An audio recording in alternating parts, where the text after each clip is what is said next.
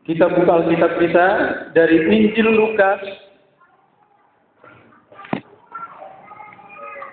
Injil Lukas pasal yang ke-23.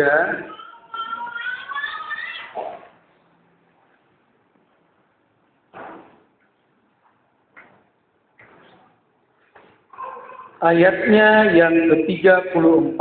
Kalau sudah ketemu, semua saya ajak bangkit berdiri dan kita akan baca bersama-sama. Sekali lagi, Injil Lukas pasal 23 ayatnya yang ke-34. 2, 3, ya. Yesus berkata, "Ya Bapa, ampunilah mereka, sebab mereka tidak tahu apa yang mereka perbuat, dan mereka membuang undi untuk membagi pakaiannya." Silakan duduk jemaat yang dikasihi Tuhan Yesus Kristus. Saya akan baca sekali lagi. Yesus berkata, "Ya Bapa, ampunilah mereka, sebab mereka tidak tahu apa yang mereka perbuat, dan mereka membuang undi untuk membagi pakaiannya." Saudara-saudara yang dikasihi Tuhan Yesus Kristus, terhitung mulai hari ini ada 13 hari lagi umat Kristiani di seluruh penjuru dunia akan melaksanakan yang namanya ibadah Jumat Agung.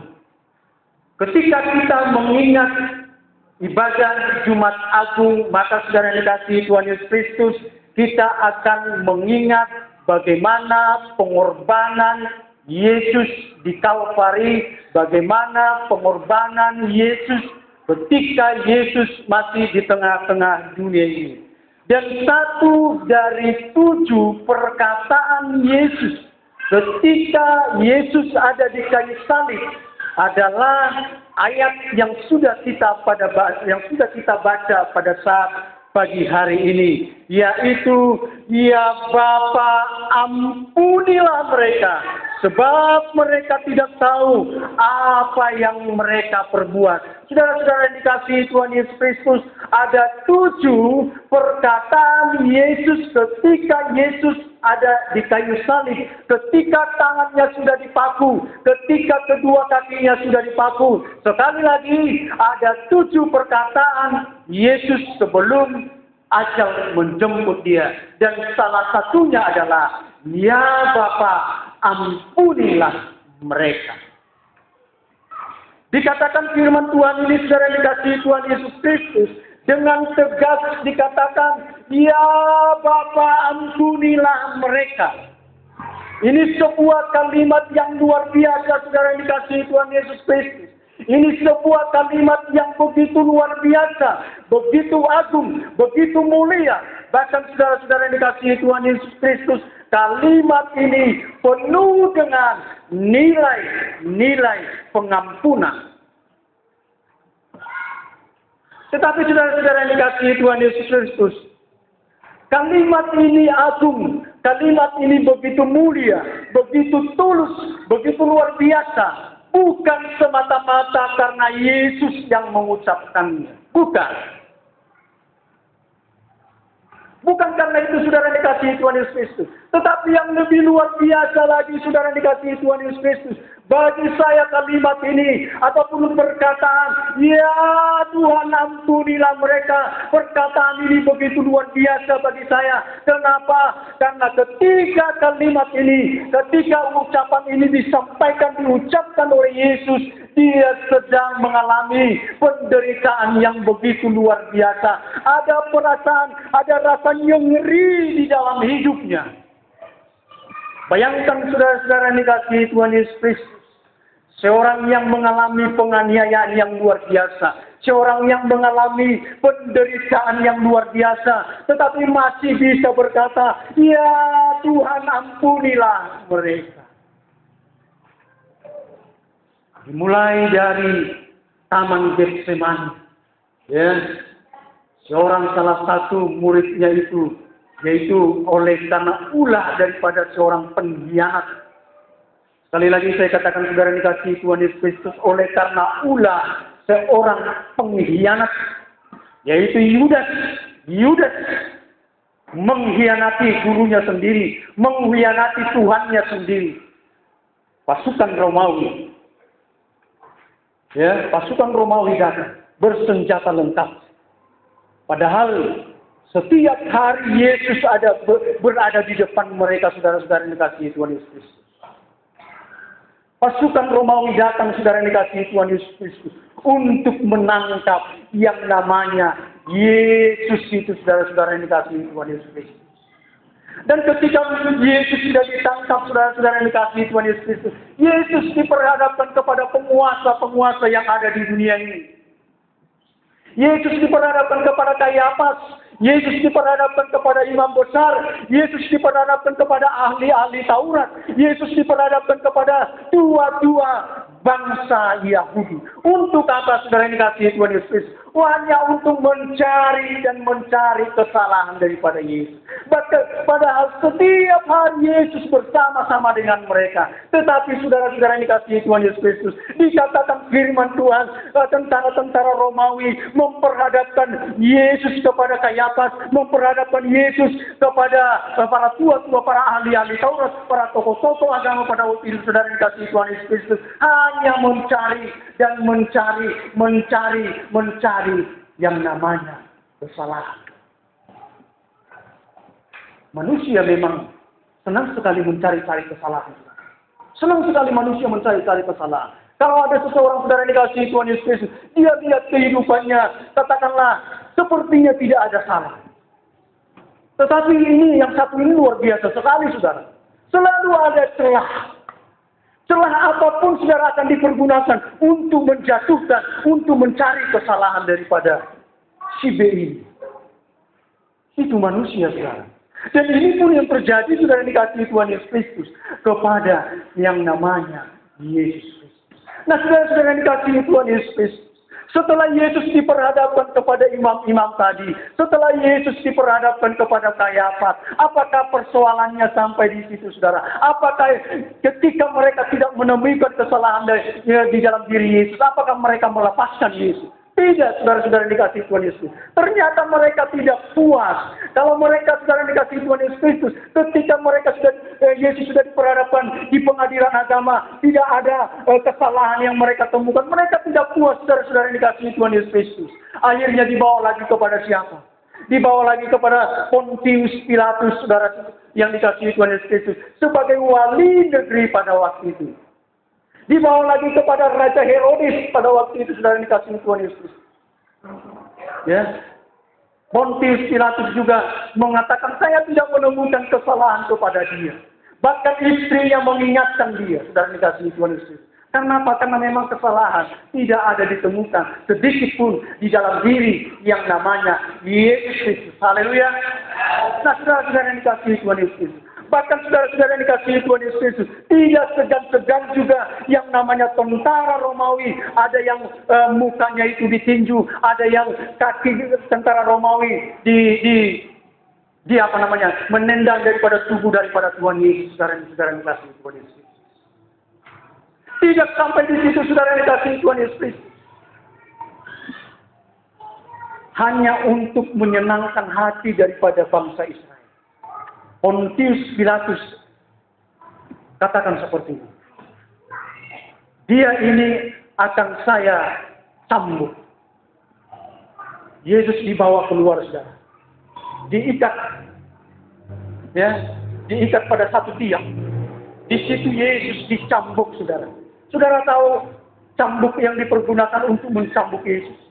Tidak seperti cambuk yang seringkali kita lihat, saudara. Tetapi ini cambuk, saudara yang dikasihi Tuhan Yesus Kristus.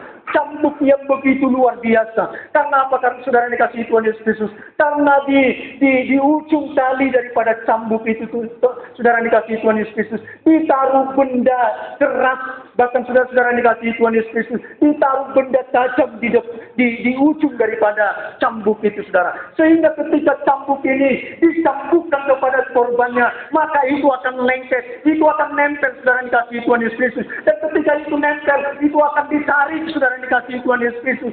Dan ketika itu ditarik, maka saudara yang dikasihi Tuhan Yesus Kristus, tubuh korbannya akan tercabik-cabik. Itu sebabnya saudara-saudara dikasih Tuhan Yesus Kristus. Ketika kita menonton yang namanya film The Passion of the Christ, begitu luar biasa sekali, saudara. Ya, saya beberapa kali menonton film ini, merinding saya melihatnya.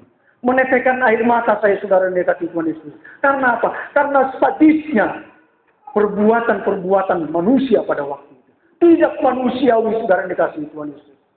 Dengan kondisi seperti itu, saudara dikasih Tuhan Yesus, dengan cambuk yang begitu luar biasa itu, maka tubuh daripada Yesus akan tercabik-cabik, saudara dikasih Tuhan Yesus. Sehingga darah keluar. Darah tercurah habis, saudara dikasih Tuhan Yesus. Bahkan saudara dikasih Tuhan Yesus, Yesaya menggambarkan sesungguhnya penderitaan yang dialami oleh Kristus tidak dapat dibandingkan dengan kita manusia ini. Rupa Yesus Kristus pun sesungguhnya, kalau kita teliti dalam kitab Yesaya pasal yang ke-53 itu, saudara dikasih Tuhan Yesus, tidak dapat dibandingkan dengan kita. Nah, saudara-saudara yang dikasih Tuhan Yesus, apakah penderitaan yang dialami oleh Yesus sampai di situ? Akhirnya bangsa Israel, tua-tua Yahudi, ya, bahkan Pontius Pilatus sendiri mengambil sebuah keputusan. Karena orang-orang yang datang pada waktu itu sudah menyerukan, sudah berdemonstrasi, saudara yang dikasih Tuhan Yesus. Salibkan dia. Dan anehnya, saudara yang dikasih Tuhan Yesus, justru pengkhianat, ya, justru pemberontak, justru penjahat yang mereka lepaskan. Siapa namanya? Barnabas. Ya. Herodes takut. Pontius Pilatus takut. Padahal Pontius Pilatus, saudara dikasih Tuhan Yesus Kristus, melihat bahwa sesungguhnya tidak ada kesalahan dalam diri itu. Tetapi dia tidak berani kepada ahli-ahli Taurat. Dia tidak berani kepada tokoh-tokoh agama pada waktu itu. Harusnya sebagai seorang pemimpin Herodes, dia berani mengambil sebuah keputusan. Tapi dia takut, saudara dikasih Tuhan Yesus. Dan jadilah Yesus disalibkan, saudara. Dan keputusannya seperti itu. Nah, dalam perjalanan dari tempat di mana Yesus tadi dicambuk, saudara dikasih Tuhan Yesus, menuju Kalvari, menuju Golgota, ataupun menuju tempat tengkorak itu, saudara dikasih Tuhan Yesus. Banyak juga penderitaan yang dialami oleh Yesus.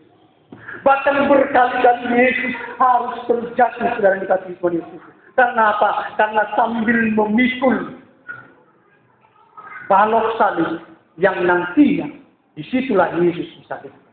Dan saudara tahu berapa berat daripada balok itu? Apakah 5 kilo? Apakah 10 kilo? Setelah saya cari-cari informasi, saudara dikasih Tuhan Yesus Kristus, kurang lebih 50 kilogram. Itu satu balok, saudara. Misalnya seperti ini. Satu balok ini saja. Ya. Hanya satu balok itu saja. Coba bayangkan, saudara-saudara yang dikasihi Tuhan Yesus Kristus. Sudah kondisi tubuhnya sangat lemah. Sudah kondisi tubuhnya sangat mengerikan sekali. Nyeri sendiri sekali. Bahkan juga otot-ototnya tidak kuat lagi berjalan, saudara. Tetapi saudara yang dikasihi Tuhan Yesus Kristus, dia harus memikul balok salib itu, saudara. 50 kilogram. Itu sebabnya, kalau kita lihat, seringkali Yesus terjatuh, saudara. Karena apa? Karena beratnya beban yang dipikul, yang ditanggung oleh Yesus, saudara dikasihi Tuhan Yesus. Bahkan saudara-saudara yang dikasihi Tuhan Yesus, para tentara-tentara Romawi juga tidak segan-segan untuk menendang dia, saudara dikasihi Tuhan Yesus. Dan itu kita lihat. Dan Alkitab juga berkata seperti itu. Apakah penderitaan Yesus sampai di situ? Oh tidak, saudara dikasihi Tuhan Yesus. Begitu sampai di bukit tengkorak itu, saudara, Yesus disalibkan, Yesus dipaku. Dan saudara tahu berapa pakunya dipakukan? Berapa panjang daripada paku yang dipakukan kepada Yesus? Apakah 1 senti? Apakah 1 mili? Tidak, saudara dikasihi Tuhan Yesus. Lebih kurang antara 13 sampai 18 cm. Bayangkan, saudara.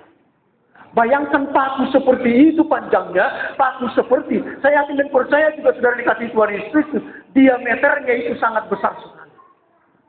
Jadi ketika ini juga dipakukan, saudara dikasihi Tuhan Yesus Kristus, betapa sakitnya luar biasa, saudara. Sakitnya luar biasa. Bahkan kedua tangannya dipakukan. Bahkan juga kakinya, saudara dikasihi Tuhan Yesus Kristus, ikut juga dipaku oleh para tentara-tentara Romawi. Ini penderitaan yang dialami oleh Kristus. Ini penderitaan yang dialami oleh Yesus ketika dia selama dia berada di tengah-tengah dunia. Tetapi luar biasa, saudara dikasihi Tuhan Yesus Kristus. Ketika salib itu sudah diberdirikan, dua-duanya sudah disatukan, dan Yesus sudah tergantung di situ, saudara dikasihi Tuhan Yesus Kristus. Kalimat yang keluar, yang luar biasa dari mulut Yesus. Ya. Tidak ada kata caci maki, saudara. Tidak ada kata kutukan. Yesus tidak berkata kepada tentara-tentara Romawi, terkutuklah engkau karena engkau menyalibkan anak Allah. Tidak, saudara dikasihi Tuhan Yesus.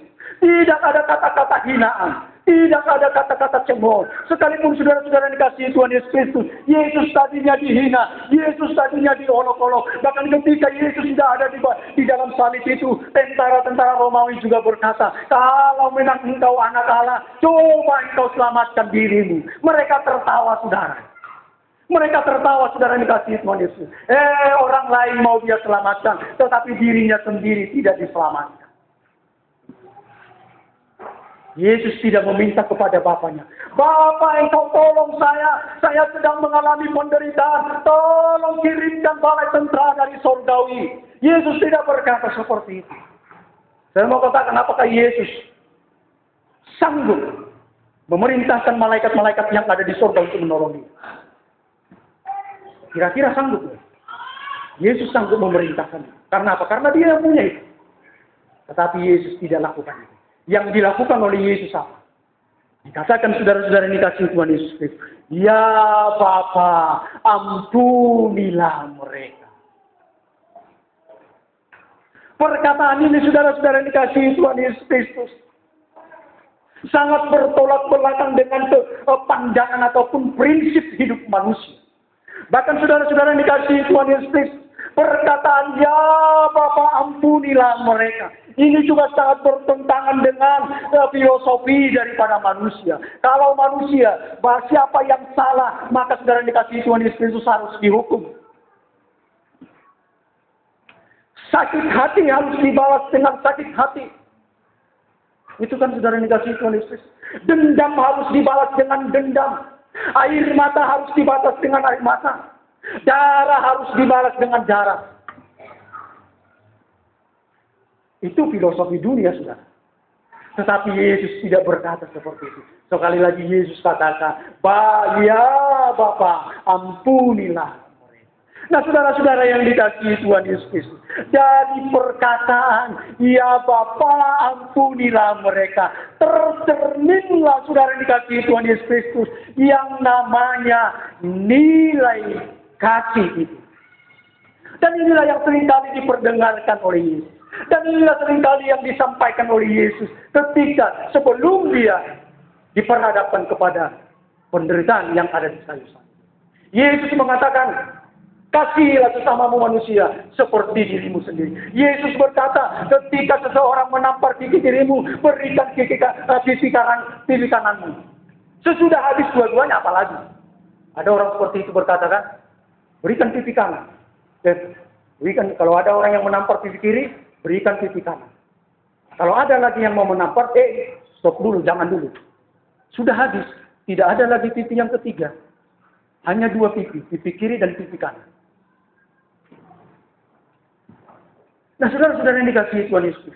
Jadi saudara-saudara yang dikasihi Tuhan Yesus, semenjak Yesus hadir di tengah-tengah dunia ini, saudara, dia senantiasa berbicara tentang kasih. Bahkan juga bukan hanya sekedar berbicara tentang kasih, saudara. Tetapi sungguh realitas di dalam kehidupannya dinyatakan, diwujud nyatakan di dalam hidup.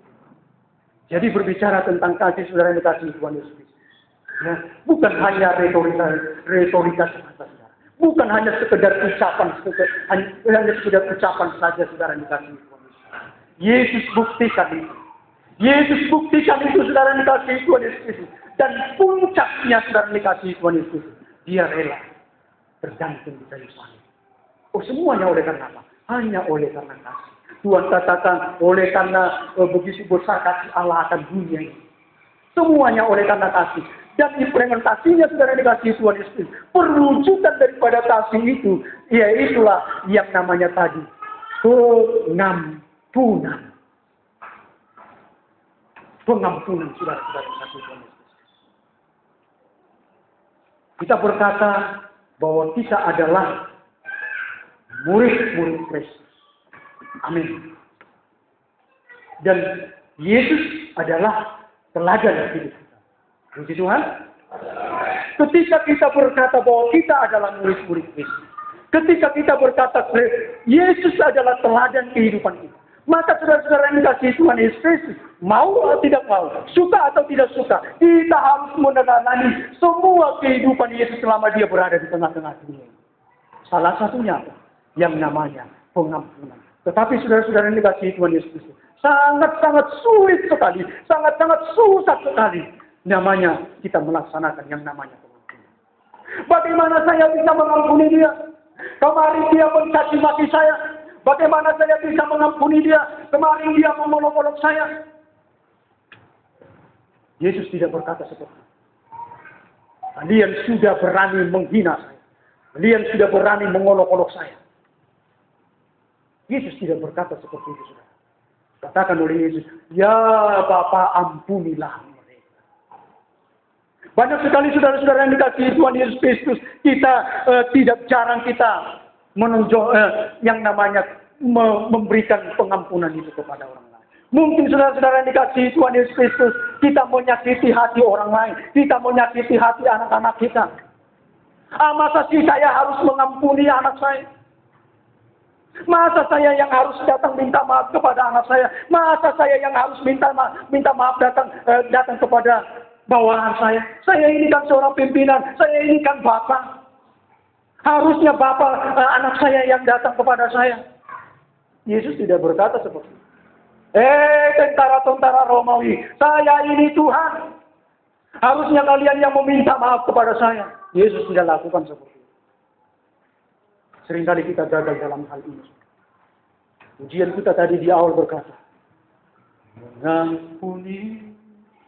mengampuni lebih sungguh. Mengampuni lebih sungguh. Mari dulu kita sama-sama buka Alkitab kita. Dalam Matius pasal yang ke-18.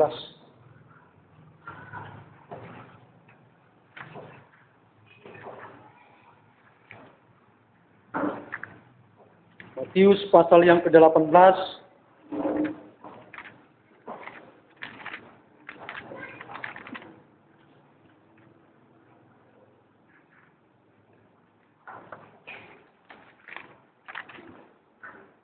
Saya akan baca mulai dari ayat 21.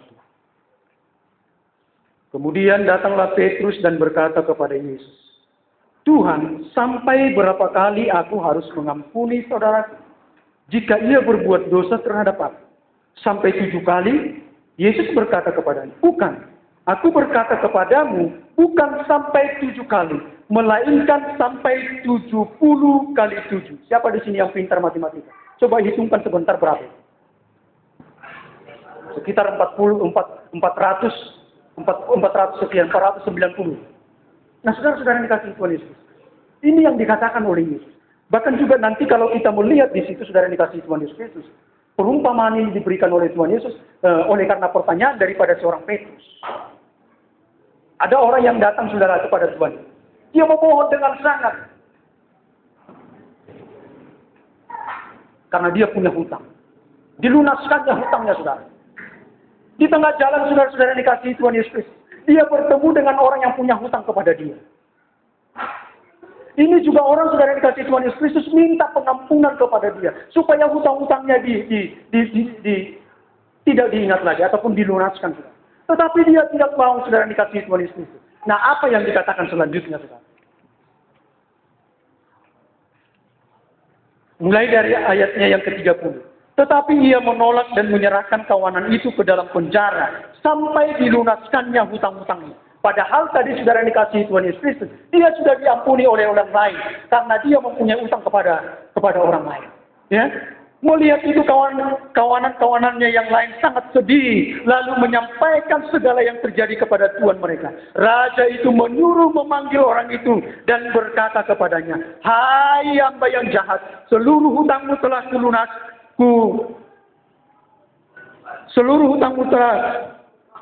telah kulunaskan karena engkau memohonkannya kepadaku.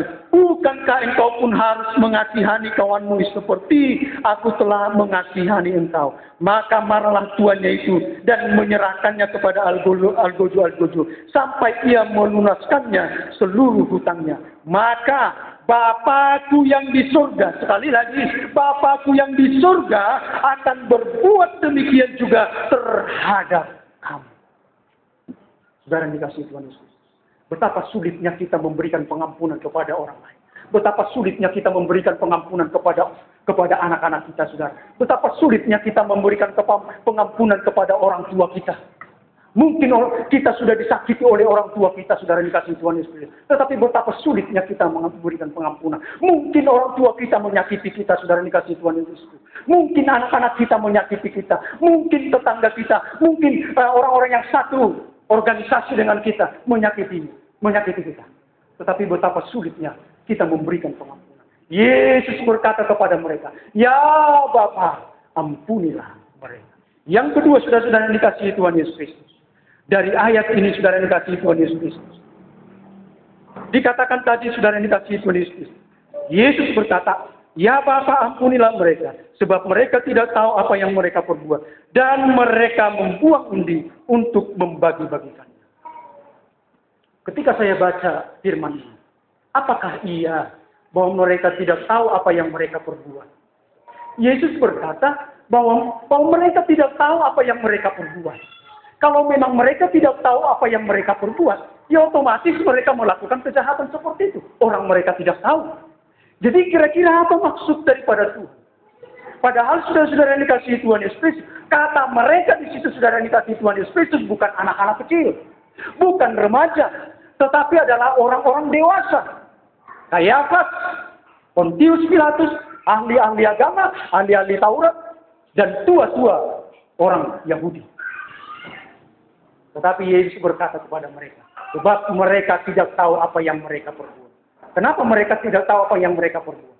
Karena dosa sudah menyelubungi kehidupan daripada manusia. Itu sebabnya Rasul Paulus mengatakan, tidak ada satu orang pun yang benar. Tidak ada satu orang pun yang mencari Tuhan. Itu sebabnya saudara yang dikasihi Tuhan Yesus Kristus, ketika manusia jatuh ke dalam dosa, apa yang pertama sekali mereka cari?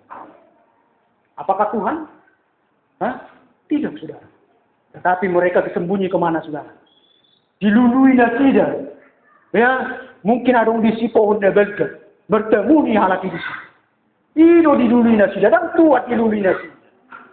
Malah dikatakan firman Tuhan kepada saudara dikasih Tuhan Yesus. Mereka takut, saudara. Padahal setiap hari mereka berbincang-bincang dengan Tuhan. Tapi ketika mereka jatuh ke dalam dosa, mereka takut kepada Tuhan. Nah, kejatuhan manusia ke dalam dosa ini, saudara dikasihi Tuhan Yesus, membuat hubungan manusia dengan Allah terputus. Inilah yang membutakan hati daripada manusia. Sehingga Yesus berkata, "Bapa, ampunilah mereka, sebab mereka tidak tahu apa yang mereka perbuat." Karena apa? Karena dosa sudah membutakan mata rohani mereka. Betapa luar biasa kalimat daripada Yesus. Dia mengalami penderitaan. Dia tidak bersenang-senang pada waktu itu, saudara. Dia bukan tidak dalam kondisi senang pada waktu itu, tetapi ada di dalam penderitaan yang begitu luar biasa. Tetapi Yesus masih bisa berkata, "Ya Tuhan, ya Bapa, ampunilah mereka, sebab mereka tidak tahu apa yang mereka perbuat." Ayat terakhir, mari kita sama-sama dulu buka dalam Roma pasal yang ketiga. Ayat yang ke-10. Salah seorang pemuda membacakan.